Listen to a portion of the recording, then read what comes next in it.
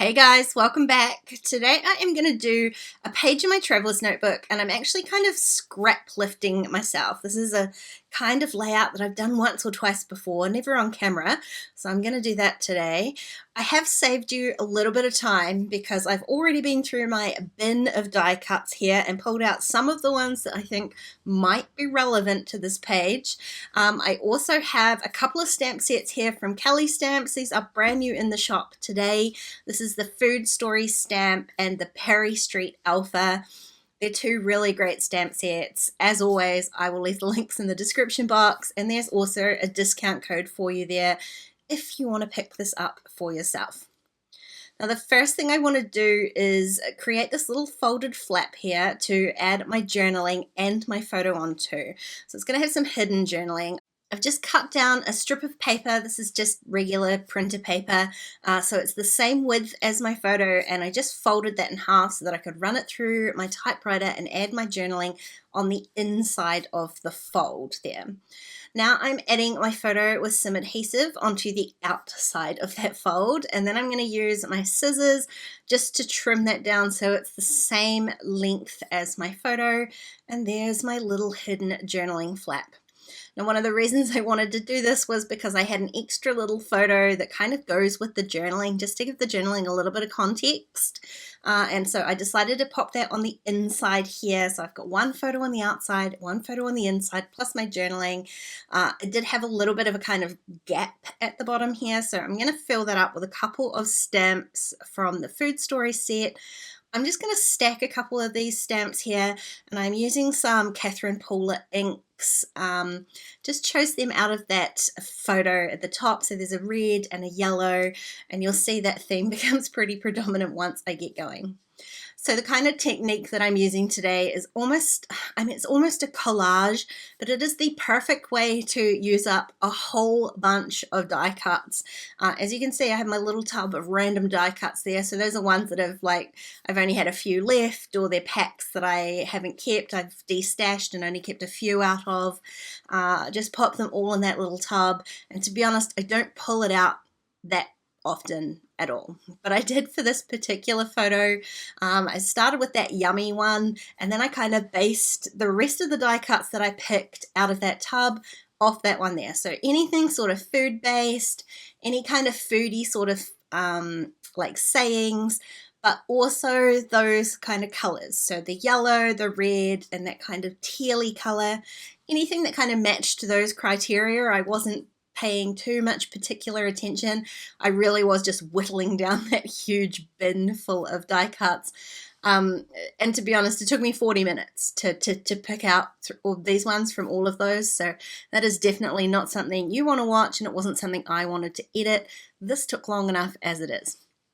And the rest of this page is basically just jigsaw puzzling. I'm jigsaw puzzling all of these pieces together, and I'm not going to make you watch that whole process because I will be honest, it does take a while just to kind of get everything into the right place. One of the things that I did find was I wasn't using a whole lot of kind of food themed ones, and didn't have a whole lot in the first place, so I'm not like strictly sticking to food themes ones. So just to kind of pull that theme back together again, I did add a whole lot of sort of blank labels in here, and it means I can add a bunch of sentiment stamps from that Food Story set to really kind of make sure that I've got that foodie theme in here. Now you do get to a certain point with these kind of layouts, or certainly I do anyway, where you're moving things around. It just becomes a constant sort of thing, and at some point you do kind of just have to commit. And so when I get to that point, and it's usually because every time I add one down I'm knocking something else, they all sort of move. At some point I get to this position where I'm like, right, okay, it's good enough. I'm going to just start adhering things down, and that process also takes a little bit of time, I'll be honest with you too.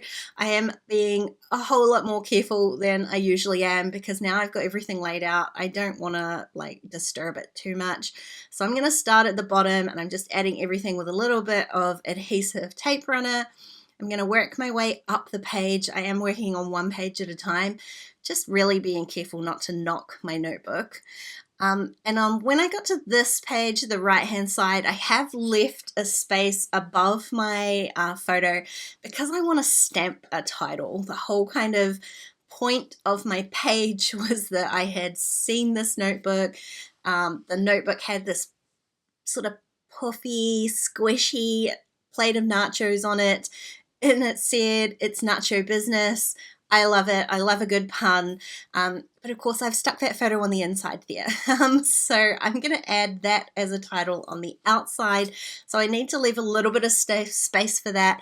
And I don't want to stick everything else down and then find that my title doesn't fit. So for now, I'm leaving that gap. I'm going to fill in some of these other little sentiment stamps, and as well as the stamps, I'm also working out how now I can balance some of those colors. So I'm adding stamps, but adding colors as well. So I'm not just stamping everything in black. I know I tend to.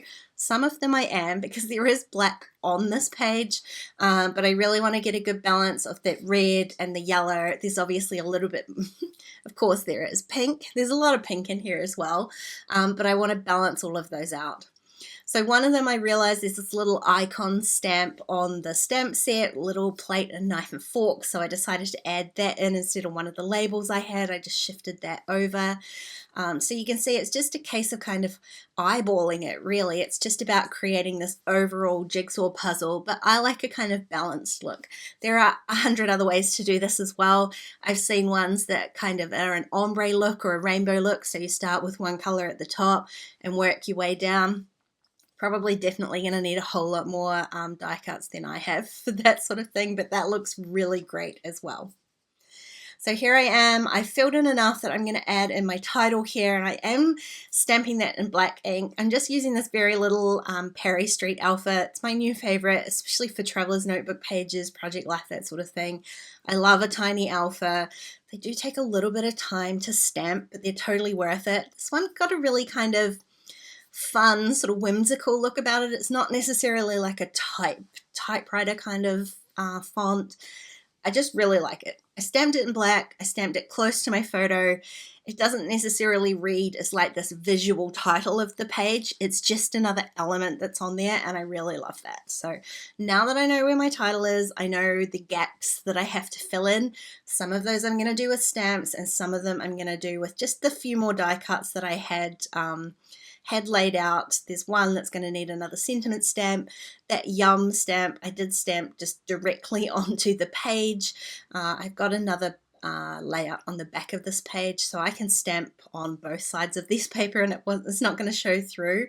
I actually find that Catherine Pooler ink is really good for not going through the page too badly either. So there's a few to fill in here, but again, I'm balancing out the color. One thing I did notice after I finished filming here, I haven't actually adhered the this on the left-hand page down. You can be assured I have now, but when I went to pick up my layout, it just kind of fell off the page. So I never got that one down, but I have eventually. And the last thing that I'm going to do to the spread is just add a couple more words in here, and I'm going to do that with that same alpha. I am stamping in the red ink. There's 3 tiny little red labels in here. I think they were from a really old, maybe Feed Your Craft, Brandy Kincaid kind of collaboration. I love them. I've never used them, so they were the perfect little filler in here, but they do look very empty. So I am filling them up with 3 little words: nom, now, and yes. Again, it helps tie that alpha in so it doesn't just stand out on its own. There's a whole lot of words going on here, so I like that it's got that repetition in there. But I am stamping in the red, so they become little red elements and they're not standing out quite as much as if I had stamped them in black. There's no punctuation on these alphas, so I flipped an I upside down to get an exclamation mark and called this page done. Now, like I said, don't forget to check out the description box. I have a discount code for you so you can get 10% off your order. Otherwise, thank you for watching. I hope you've enjoyed the video. If you have, please give it a thumbs up, and don't forget to subscribe to my channel if you haven't already. If you want to keep watching, there are a couple more videos on screen. Otherwise, I'll see you again next time. Bye, guys.